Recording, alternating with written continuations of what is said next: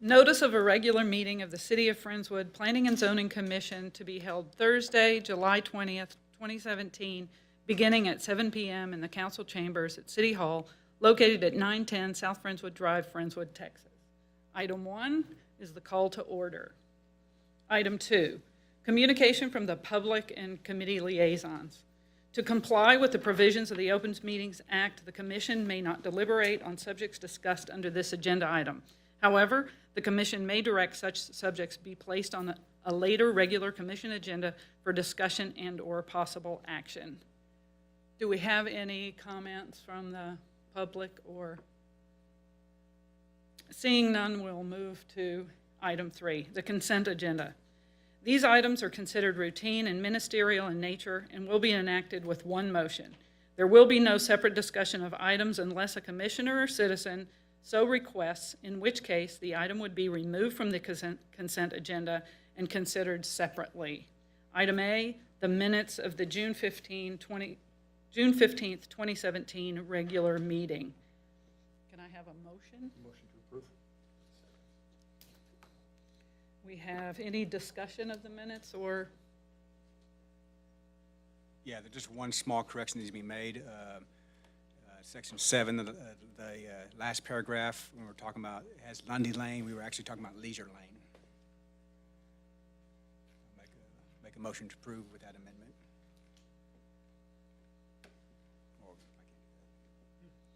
Do we need Rich to amend his motion?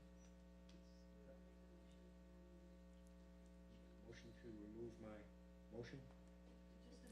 Just amend your motion. Amend my motion to take in Brett's comment?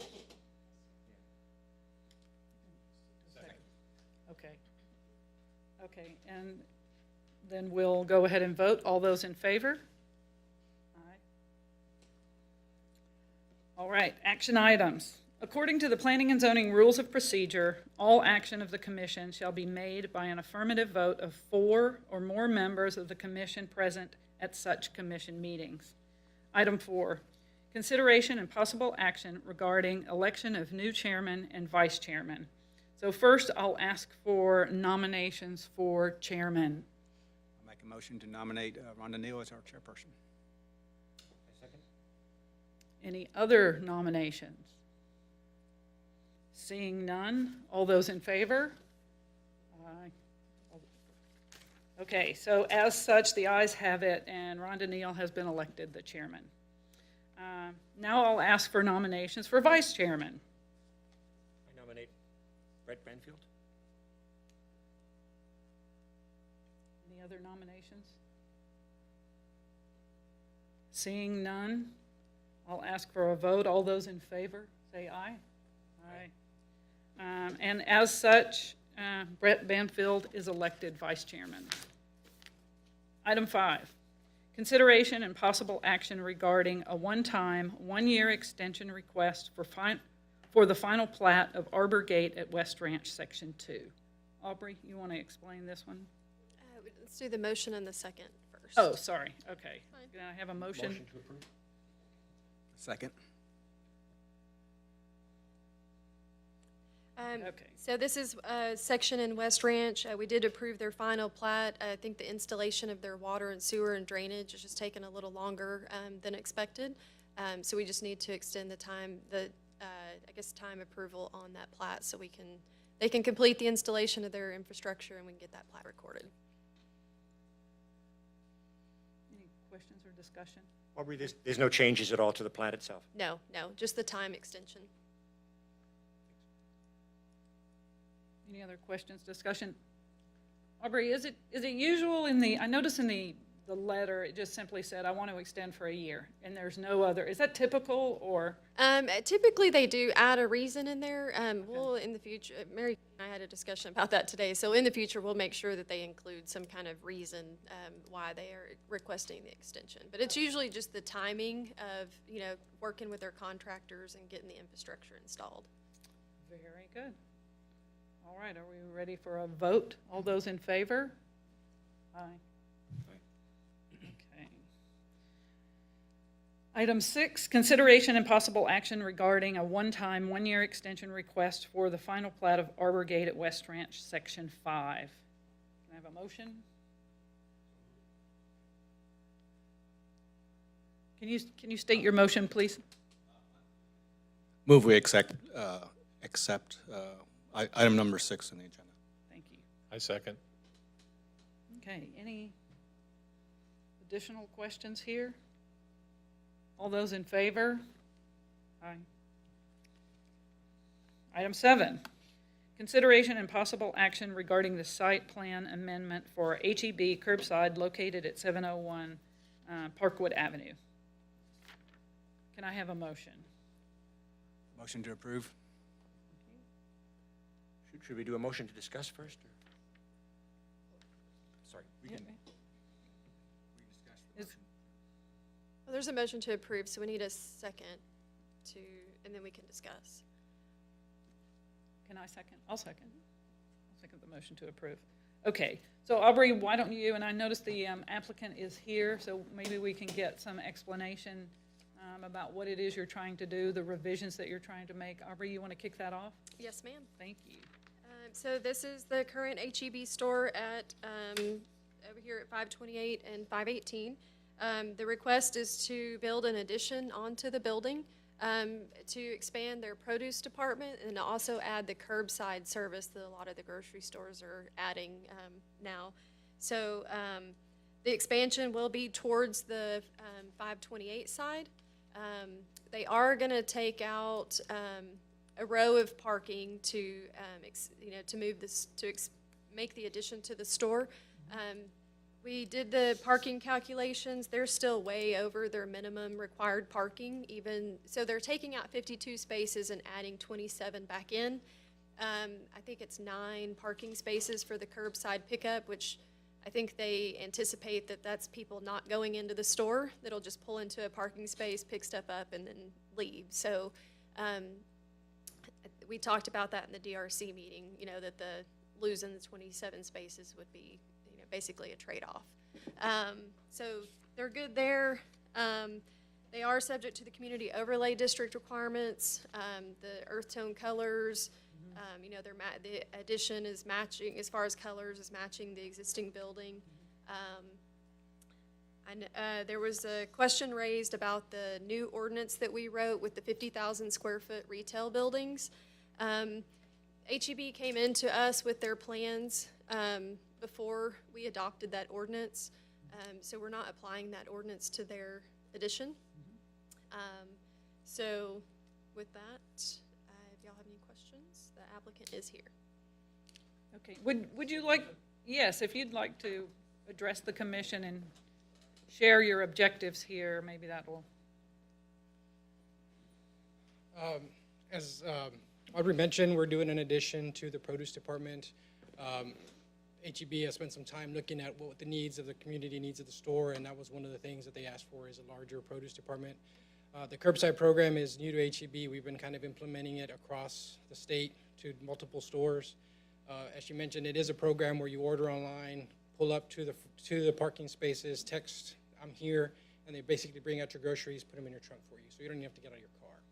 And so we did meet with the city a while back regarding our proposed addition. And so, like I said, we are complying with the color ordinances. We're basically trying to match what's there, trying to not change the store so much, so we're using the same colors. We do have an alternate to repaint the store, but it'll be the same colors. We're just kind of retouching up the colors that are already there. There was some screening questions early on, and I think we've addressed those as well. Again, the parking, like I said, we looked at the parking. We should have plenty of parking for everybody there. And that's pretty much it in a nutshell. We are doing some work inside the store, so will be some renovation within the store itself, some moving of gondolas, fixing of broken coolers, things like that. But short of that, the store will remain operational. Like I said, we'll coordinate our work with the city, our contractor. We have selected a contractor, and so hopefully, if everything goes well, we'll get them going as soon as we can get them to pull a permit. That's pretty much it. Okay, thanks for that. Stay there. Brett, you want to kick off? It's your motion. You want to? I really don't have any additional question. I think they were answered. My main concern was, the parking. You're taking a whole row of parking out, and we all know that shop there, the parking's pretty tight at that place, which is a good sign. That means you got a good store. But as long as it meets parking requirements, I'm okay. And maybe this concept might reduce the parking. People won't be shopping there, just pull up and leave. We're hoping there'll be a line to wait to park to pick up their groceries. That's the goal, but So that was my only concern was the parking, but I think it's going to be addressed. yes, sir. Okay, we'll come down here. Joe? I just have one question. Is there going to be access for customers to come through the H-E-B to go and go into the main store? No, sir. The H-E-B to go site is actually going to be off of their produce receiving dock, and it's employees only. And so everybody coming out of that side would be only employees. So technically, you're not supposed to get out of your car. You can just stop, unless you have something in the trunk you need to move out of the way. You can just pop your trunk, and they'll load them for you. It was back to just a concern on where people were going to park, if they could park closer by going there and getting into the store. No, versus- sir. No, there is So no that access was directly. just curious. Thank you. Yes, sir. That was the only question I had. Okay, good. Rich? Thanks for the drawings and all the backup on that. That was good. I spent a lot of time looking at the drawings and was getting somewhat confused. And usually I think I'm good at reading these, but I for some reason having trouble, so I just wrote my questions down and make sure I got it clear. Sure. You show a concrete section adjacent to 528. Is that a new sidewalk that you're putting in? And I didn't bring my drawings in front of me. I don't know if, do you have a copy? And they're not opening on the, I thought it was already there, Shooter here. but Was- maybe. Isn't there a sidewalk I there already? didn't think there was, but I meant to go by and check. I didn't look behind the hedge. I think it's on the other side of the hedge, but. I got a hard copy. So you're looking, if I'm looking at C2.2, which section are you referring to, sir? I'm looking along FM 528.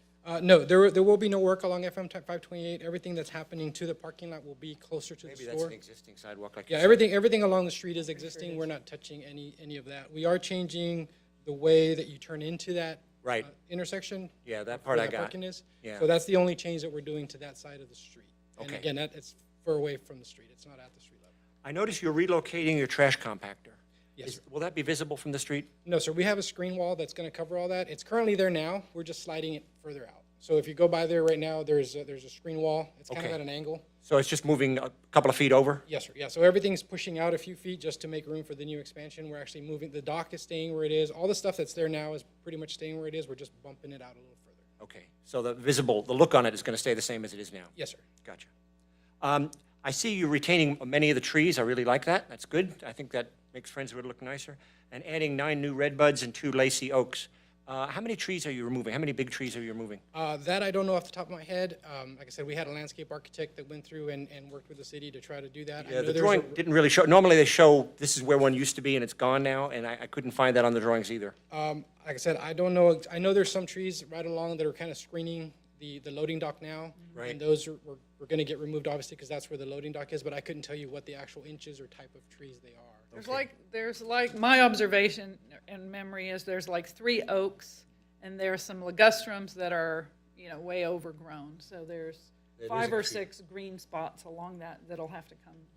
But I And- guess and- they met our requirement in terms of replacing what they lost. Our minimum requirement for islands is 1 tree per island. So I think they exceed our minimum requirements. Yeah, and if they lose large trees, they got to replace large trees, and they're not putting money into the tree fund, so they must be Yeah, matching. well, the large trees are 12 inches or greater in diameter, and I don't think they had anything that big. on Okay, there. because there were some pretty big ones in that island they have, kind of when you come in on the right. There's an island there that's got some pretty good trees. I always tie my dog up to it. Well, we'll have new trees for you to tie your dog up to. Sorry? We'll have new trees for you to tie your dog up to. There you go. There you go. That sounds good. It'll be a few years before they get to that. And I noticed on the drawing there was an icon for telephone poles removed and added, but I couldn't find any on the drawing. Are there That any? might have been just a generic note that's part of the drawing. That's There are kinda no what I was phone poles. wondering. The only poles that we're removing or relocating are some light poles that are in the way. Light and pole, we're but just not, moving- not power poles? No, sir. No, there are no power poles. Thank along you. that side. Thank you very much. Yes, sir. Commissioner Clark? Any questions? Commissioner Gunther? Just 2 quick ones. What's the timing?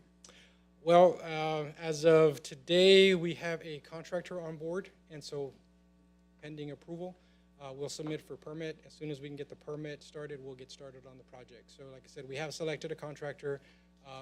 I know that as soon as, like I said, we can pull a permit, we'll start setting up meetings, coordinating with the city, and we'll get started. So I'm hoping this coming month. And the duration?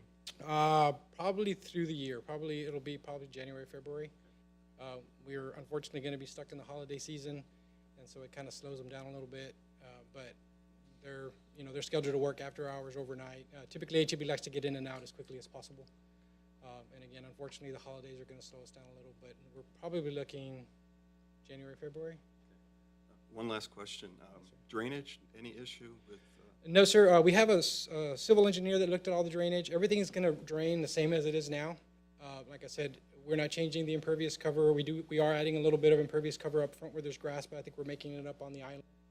Everything kind of drains toward the street, and we're going to keep that drainage there. We are doing a little bit of improvement where we're collecting the water that's coming off the roof into a storm drain that's around in the area. So we're taking the roof water out of our addition into the storm drain and out to the street. So there won't be any surface water in addition to what's already there. Okay. All right. I have a couple of questions. First of all, I'm excited to see what the response in the community will be to the curbside. So that's interesting. The square footage, though, you said will actually be used for produce. What's the split on the square footage, curbside to produce, or just curious? It's not quite a 50-50 split because some of it's going to happen behind house because they're right now, currently that side of the store is their receiving dock for produce. And so we need to maintain a receiving dock for produce. So we're probably going to grow about 20, 30 feet of produce. Okay. And then the rest of it will be part of the curbside program, some cooler space and refrigerated space for the produce receiving, and then the docks themselves. Okay. And so it's not a huge addition on the produce side, so I would say maybe a third of it, or maybe a little more than a third, would be for the actual produce footprint of the store. Right, okay. And you already answered, I had the question also about the access. So the customer access going into the store remains the same? Yes, ma'am. No, there will be no change to the customer access. Everything comes in the two front doors, and then they exit down the middle. Right.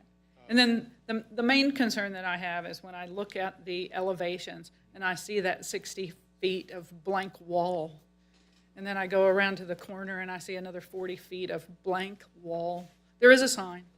And as Aubrey said, we have recently, I understand it doesn't apply to this project, but we had recently looked at our zoning for larger stores to, in particular, adding some architectural interest and that kind of thing for these larger stores. So I was curious if you would be willing to consider something on that frontage. I notice on the pharmacy side, there are windows and awnings.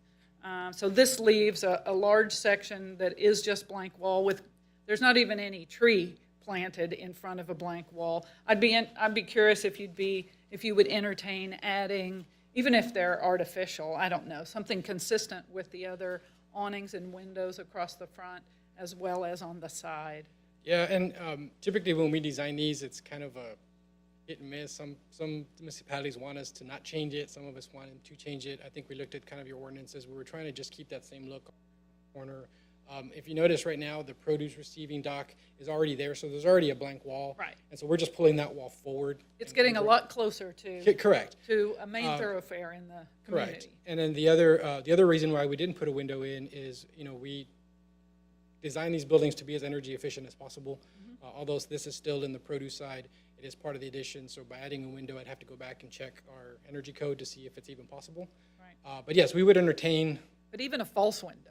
Yeah, we would entertain that. And unfortunately, the HEB review process and approval process takes a very long time. And so we would be happy to bring it up to them and say, hey, this is something that the city would be interested in looking at, and I would see how they would receive that. Like I said, it has to go through my counterpart at HEB, through their design team, through their merchant, through the VP, and then all the way back down the row. So it's not a 1 or 2 day process, unfortunately. But I would definitely bring it up to them. I would definitely let them know that the interest is to put some interest in that corner and see what they say. Okay, I'd appreciate it if you would consider Yes, I would doing definitely that, talk to even them. if it's landscaping. I mean, I noticed it's grass and there's a hedge, but it's a big blank wall. Right. And I understand that's the look now that we have. It is getting closer, and if it's an opportunity. And my understanding is going forward, additional changes that might be made in the future would need to comply with the current zoning. Yes. Yeah, and like I said, I mean, that's definitely something that I will bring up to them and let them know. I have a meeting with them next week Okay. to kind of discuss what happened tonight and then I'll definitely bring that up. I'll put it in my minutes to them for this Okay. meeting, and then we'll see what they come back with. And like I said, if there's anything we can, I mean, I'll send something to Audrey, Okay. Aubrey, if they decide that that's something they want to pursue. All right. And Okay, well, let's see if there's any more comments or discussion. Brett? Joe? Rich? Dick? Anything else? Eric? Okay. Do we need, would you be willing to amend your motion to, your motion to approve with consideration of the architectural elements, or?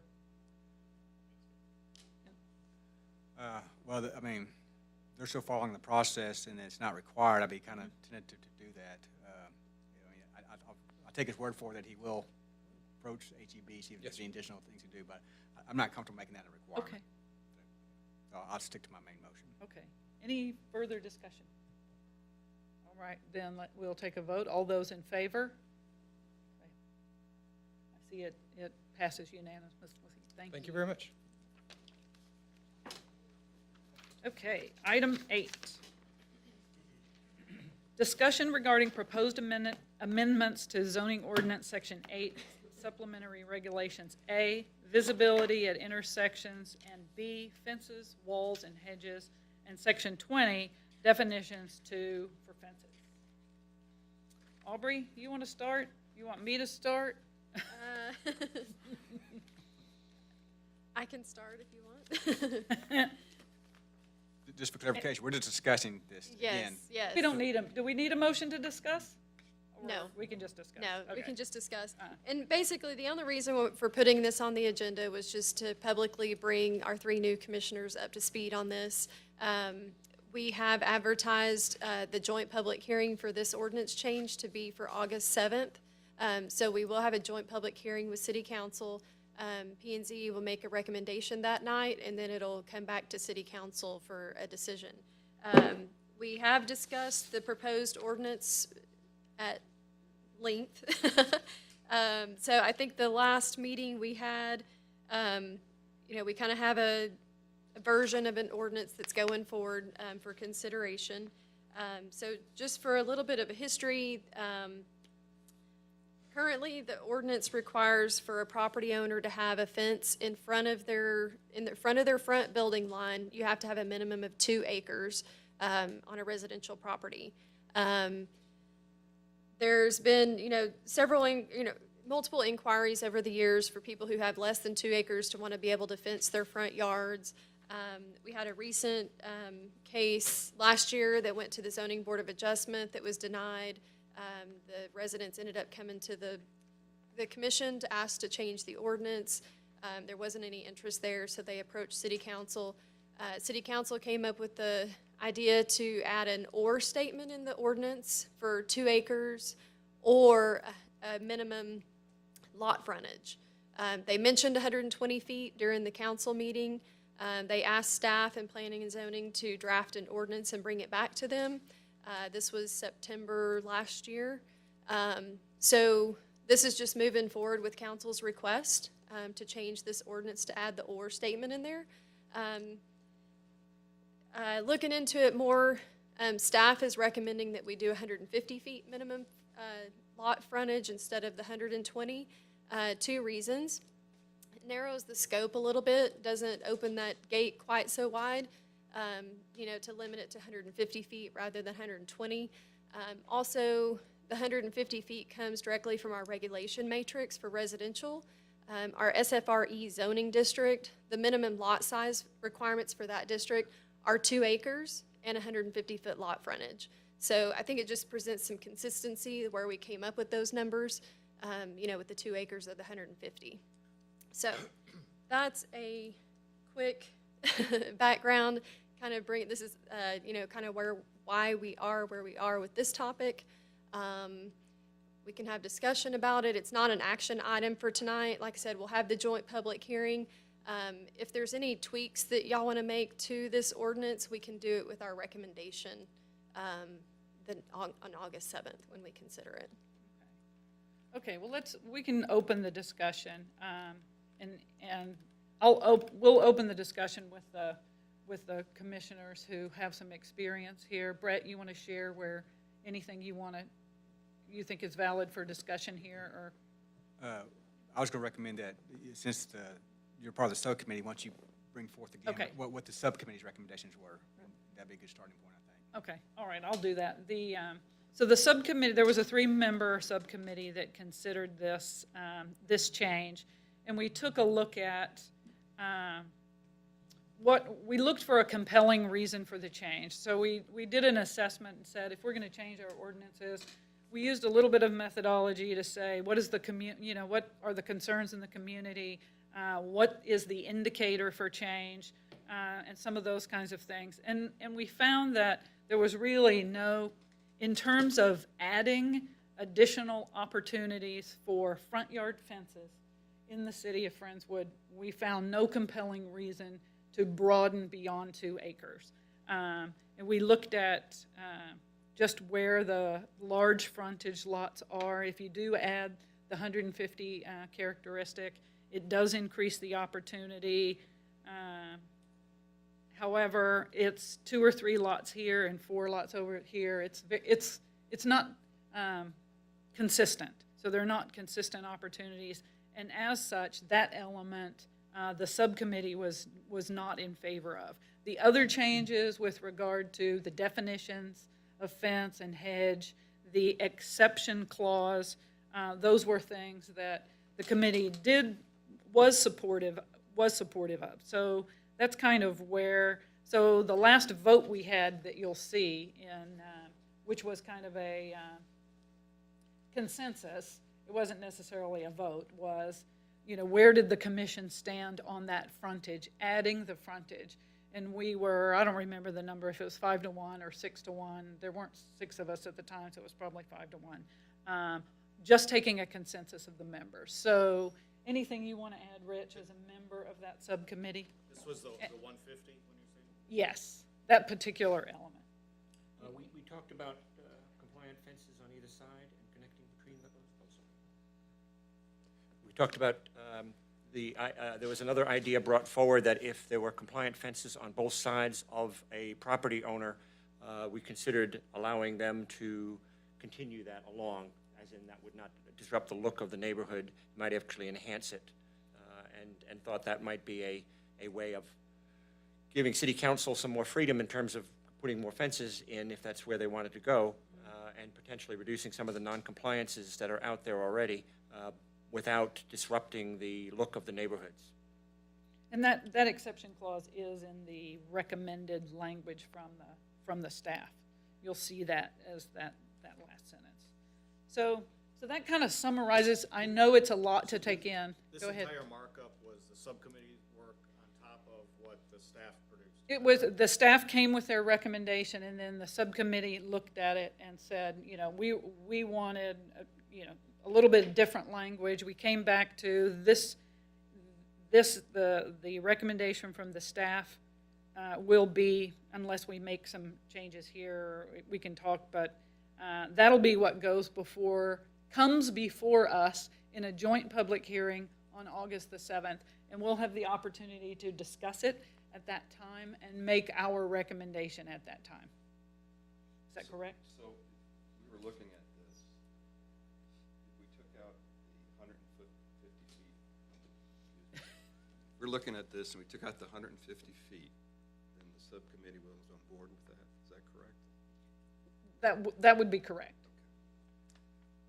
I guess a question, I didn't understand your explanation of the E, the residential area with an E with the 150 and the 2 acres. Could you go over that again? Yes. So we have our residential regulation matrix. It's all the zoning districts. So we have single-family residential, curb and gutter streets. We have single-family residential open ditch streets, and then we have a single-family residential estate zoning district. So each of those zoning districts, and including commercial too, have a minimum lot size. So the minimum lot size for a SFRE lot is 2 acres. For just a single-family residential 90-foot lot, it's 11,600 square feet. So each district has a minimum lot size and then a minimum lot width. So the minimum lot width for SFRE is 150 feet. So folks with an E would be allowed to or would not be allowed to? We wouldn't necessarily base it on the zoning. We only have 3 or 4 properties in the city that are actually zoned SFRE. We're just using those numbers as a guide, just to have a basis of where we came up with those numbers. And those are estate type, it's an estate type zoning district. So, and like I said, the 2 acres was already in the ordinance, so it just made sense to use the 150 as well. So in the survey that we did, using the GIS tool to measure frontage, and I probably looked at, the subcommittee looked at, I don't know, a third of the city, I was gonna say, you could easily, if you could easily get to the 100 plus or minus of no 100 opportunities, right, to have additional fences. And like I say, there's 2 or 3 here and 3 or 4 here, and they're not necessarily consistent, right?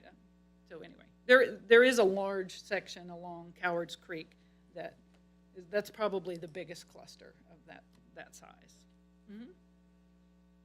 Joe, we haven't heard from you. You have any questions? I was just waiting. I have a couple questions, and not to be overly picky about the language. I know everybody worked hard at it, but being new, I have a couple questions. I see where we added hedges to intersections, but we removed hedges from the definition of a fence, or not from the definition, but from the fence section B. Mm-hmm. In the other ordinances, there's something else that would prevent someone from planting a hedge? By removing it here, does it allow somebody to plant a hedge regardless of lot size along their edges? So they could come up and put a hedge along the front of their house now as well, because we've removed it completely. Right. We've created to me, I mean, without knowing, I looked in the rest of the ordinances, and I don't see it where it's covered anywhere else, but by removing it here, I'm concerned that we've created an opportunity for others just to plant a 6-foot hedge. And we did remove it from that section. Basically, I mean, we don't issue building permits to plant hedges. So nobody comes to the city for approval to plant hedges. But if somebody had a 100-foot lot and they were outside of any sort of HOA, I understand that would restrict it probably. Mm-hmm. Could somebody, when it's in here, they wouldn't have been able to unless they had 2 acres. Now we're talking about 150 or 2 acres, but by removing it, you've now opened it up potentially, I'm concerned, for anybody to plant a hedge along their front, as an example. And that was part of the survey. There are at least 5 properties right now that do have hedges. But, I mean, they've been there for years. They are, along like the sides of their homes or the fronts. But like I said, we don't issue permits to plant hedges, so it's difficult to enforce. But, okay, fair, but now you've just opened up the universe of people that want to plant hedges in the front of their house if they're not in a HOA. So that was a concern, so Okay. a concern. Noted. Right. I did see as well that in the definition, we didn't really, is there somewhere where it's defined decorative, transparent, or is that something we're going to have to take up each time somebody wants to know, is this decorative, is this transparent? I noticed in some of the other cities that the information you provided, they had defined what a decorative fence was. The only, we just prohibited the chain link and barbed wire. But no, we did not expand on that decorative and transparent at this point in time. And we did have conversation about that. Decorative stayed in. We were one time considering 4 foot, a 4 foot height, and we ended up throwing that out. So. Okay, then I think the last one is in the exception that you've added. Mm-hmm. One of the questions I had, when the way it was written, it said any size lot. Well, were you trying to qualify residential lots, or is that just any lot in the city as part of this exception? Was it intended to be, kind of with the prior sentence of residential lots, or since you didn't put residential, it brought to mind, again, another avenue for people to just put it in lots that you weren't expecting by crafting the language this way. And then carrying that further, so it says exception, any size lot may construct a fence. Did you mean a fence, any fence at that point since it's an exception, or did you mean a decorative transparent fence? Right, it's it means to be the exception to this section. To that one Certainly, that's what is meant. If we need to clean that language up, you know, I don't know I was that the staff would have a problem with. I was nitpicking, just being overly It's fair. critical. It's fair. So that we didn't have unintended consequences. Exactly. Thank you, that was all I had. Okay. Any other questions or discussion? Yeah, I had two questions. Yeah, I maybe on the same line of being perhaps a little pedantic, the 150 feet of straight, front, does it need to be straight? I mean, do we need to worry about somebody who's in a corner lot that has 100 feet on one side and 75 feet on the other? Or is the wording good on that? I think the intent is not to allow fences on that kind of situation, but I just want to make sure the wording is clean enough to prevent someone getting through that. Lot width at the street, I think would clarify that it's, Straight run. yeah.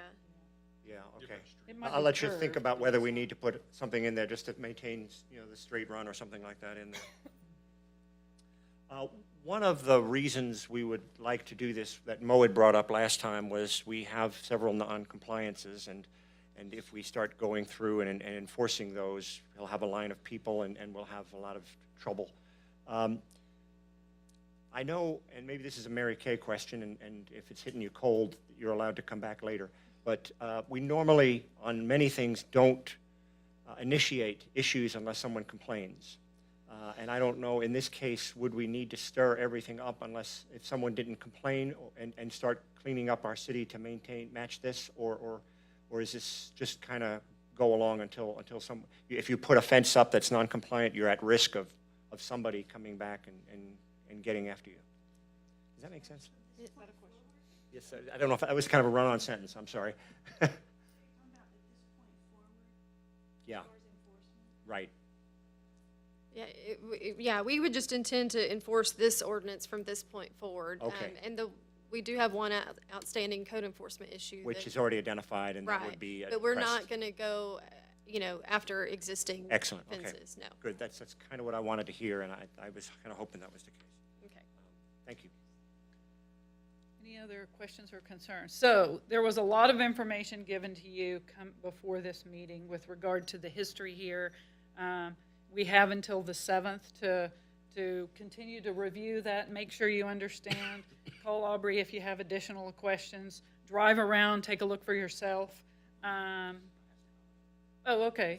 Well, so I encourage you all to do that. I'll just state my position on this language is I won't be in favor, I won't recommend for this, simply because I don't think there's a reason. There's nothing that tells me the community is asking in a large way for more front yard fences. And so that's my position. Additional comments, Brett? Yeah, I think the last time I was the lone dissenter for this ordinance, just because to me, these fences and hedges, this is HOA stuff.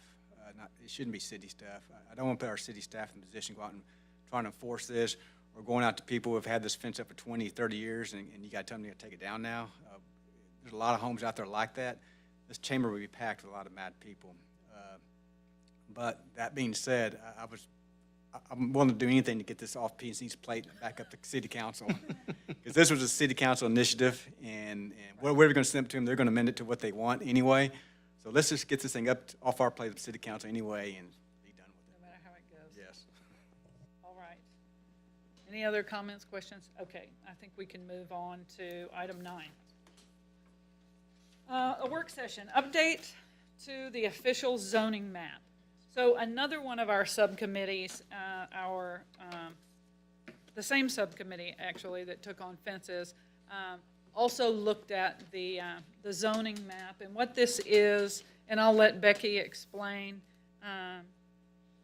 is to capture the zoning changes on the map, on the official city map, to indicate those changes that have taken place over the last couple of years. You want to update us, Becky?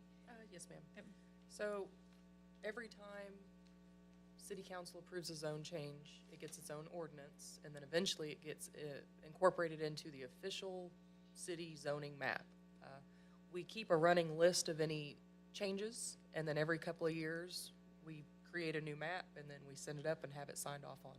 So that's what we did. It's basically administrative. It's not subjective. There was a zone change. It happened. We just got to put it on the map. So I printed out the map. The subcommittee looked at it. We found a couple things that needed to be changed. We did brighten up some colors to make it easier to tell the difference between the light green SFR and the light yellow PUD zones. We had a consensus that We think- everything looked good.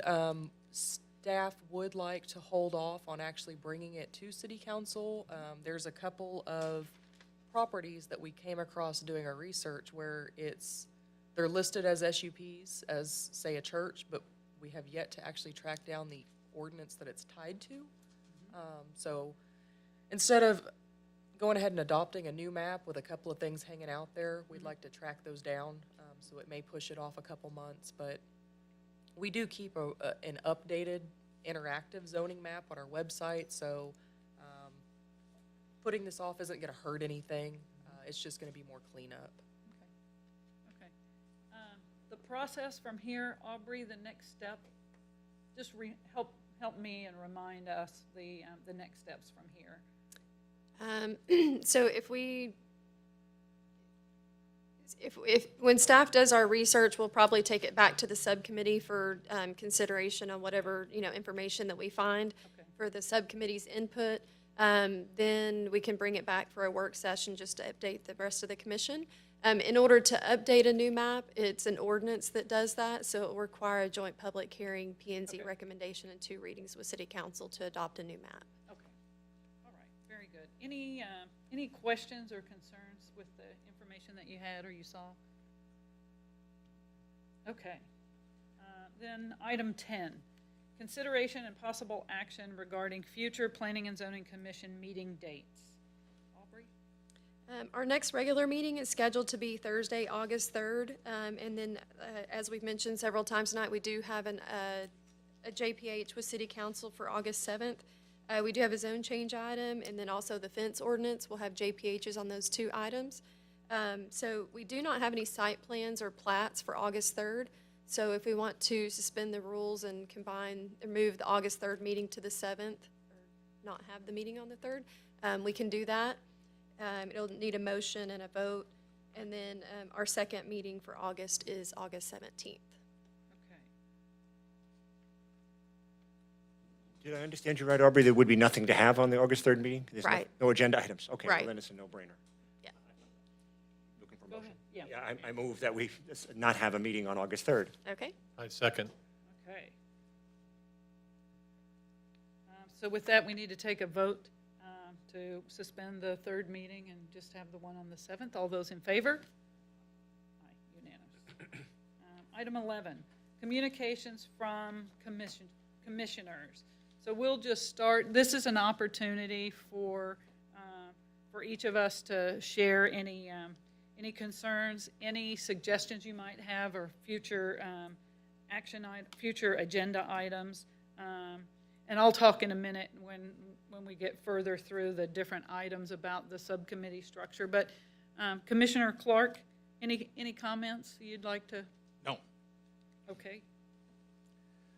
Commissioner Gunther? No. Commissioner Banfield? Not really any comments, I guess, on the item updates from liaison assignments. I guess hopefully we'll have a full commission after the August 7th meeting, and so maybe that time we'll start assigning all new liaisons to everywhere. Right. Commissioner Sassen? Are we expecting to have a new member on August 7th? Is that the plan? Yes, we should be getting our 7th member on August 7th. Hopefully that works. That's good. There's one thing I wanted to pass along. At the corner of FM 528 and 518, somehow, and it's bizarre, but there is a 4 or 5 foot section of telephone pole suspended in the air about 10, 12 feet in the air by a couple of wires. I don't know how it got there, and there's a rope that holds it up. I suspect it's something left over from Hurricane Ike, but it's a very weird thing. I wanted to give a shout out to our our assistant city manager, Mo Kabiri, our director of public works, Pat Donnert, and especially our deputy director, Renee Ibarra. They have taken this on as an issue when it was pointed out to them. They met with the TNMP, AT&T, and Comcast, and all three of those agreed that none of those wires were theirs. But then they've decided that Phonoscope and TxDOT have three cables that surround this piece of wood that is going to, at some point, fall from a 10-foot height, and they're addressing it aggressively. So anyway, what I was going to say is in my personal life, I work with a lot of people. I have a lot of people working for me that do projects. I look at people and say, okay, they're working on it here. Check back 2 weeks later. Has the rock moved?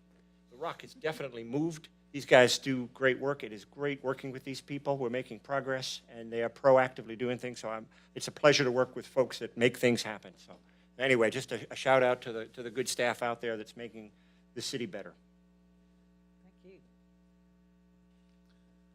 Commissioner Trega? Nothing from me, thank you. Okay, all right. Then updates from liaison assignments. The others don't have a liaison assignment at this point, but just to share with you, we do, as Planning and Zoning Commissioners, participate in a variety of, or act as liaisons to a variety of other committees and bodies, be it the school board, the library, zoning board of adjustments, y'all help me, commercial, CEDC, Keep Friendswood Beautiful. I've probably left something out. So this is, go ahead. Drainage district. So you will have an opportunity as we get a full panel, and we have, again, 7 members, we will take a look at those liaison positions. So if there's something that you're interested in, in particular, we all have the opportunity to serve in that capacity. I did attend Keep Friendswood Beautiful this last month, and they continue to amaze me with all the things that they do. Nothing in particular as it relates to planning and zoning per se, but we stay connected. So it's an opportunity to connect with these organizations, share with them what's going on in planning and zoning, and do the same, bring their information back. From your standpoint, Brett, anything liaison-wise? Rich? Okay. All right. Then let me just give 2 cents on planning on the subcommittee situation before we do the updates there, which I think we've mostly done. But the other thing that we put together is 2 standing subcommittees, one to work on planning items, to address, look to the future, address things that need to be updated in the future land use map, those kinds of things. And then another one on ordinance issues. So the fence issue came there, the zoning, get the zoning map up to date. There continue to be items that these 2 subcommittees need to address, and the plan is going forward that we'll reestablish those committees once we get the full membership. And so again, if you have a particular interest, I had been leading the ordinance subcommittee, Brett had been leading the planning subcommittee. So if you do have a particular interest, let us know, and as we go forward, we'll have the opportunity to make those assignments and continue. So, Brett, any update on planning subcommittee? No, we've made a lot of progress, and then we're kind of in a holding pattern now until we get some reassigned to these committees. The planning subcommittee, in addition to the future land use maps, once we get that past us, then we will tackle the major thoroughfare plan and go from there. So I need 2 more committee members, so if you're interested, let me know.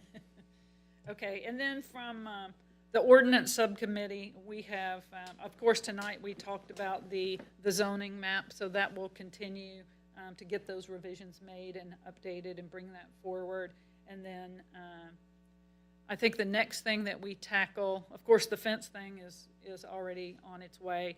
The next thing that we will tackle is the ordinances overall, to take a look and begin to review those and look for opportunities to make sure they're consistent with what we want as a community and that they're serving their purpose, doing the right thing. So no kind of a general review, not necessarily a targeted item per se on that one. So again, if you have a particular interest in one or the area, let us know and we'll. And then finally, we have the update from the council liaison. So so that you all know, Steve Rocky is no longer our liaison, and Councilman Hill will be the planning and zoning liaison. You have anything for us tonight? I'd just like to welcome all the new commissioners. So far, I think y'all will be great. And congratulations, Rhonda, on your being the chair, and Brett, the co-chair. I think you'll find it very rewarding. You put your time in, and then you'll look back at a few years and reap the benefits of what you've done. And so I encourage you to stay there and be mindful of what you're doing.